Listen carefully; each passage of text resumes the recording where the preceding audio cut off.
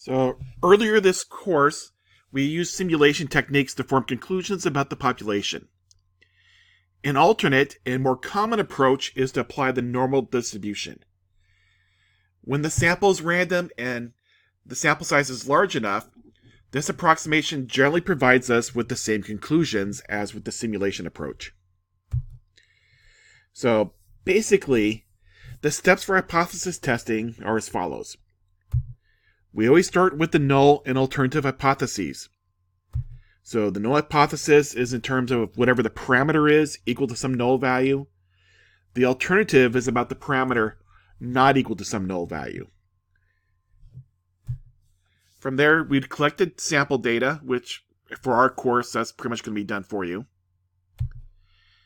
Then we check the conditions have been met for the central limit theorem. And those conditions basically involve randomness and sample size. From there, we would compute the point estimate and standard error.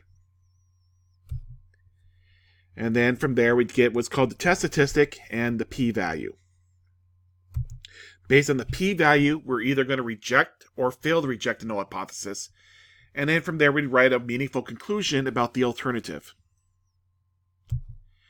So some terms. When I'm talking about null value, I'm talking about the value of the parameter as being claimed in the null hypothesis. So this is the value that we're assuming is true or we want to believe is true.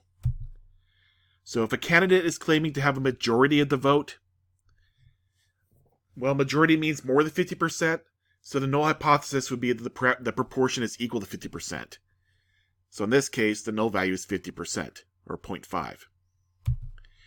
If a researcher is testing the difference for a difference between treatment and control groups, well, the null value in our case will always be 0.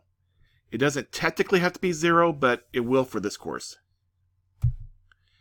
The point estimate is the value from the sample that is being estimated, or the value that we're using to estimate the parameter.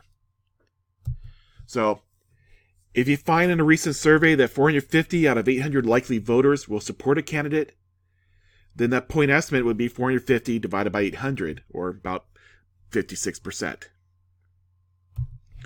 If 44 out of 50 people in the treatment group and 30 out of 40 people in the control group recovered from an illness, then the point estimate would be the difference of those proportions. So 54 out of 50 minus 30 out of 40 comes out to be about 13%.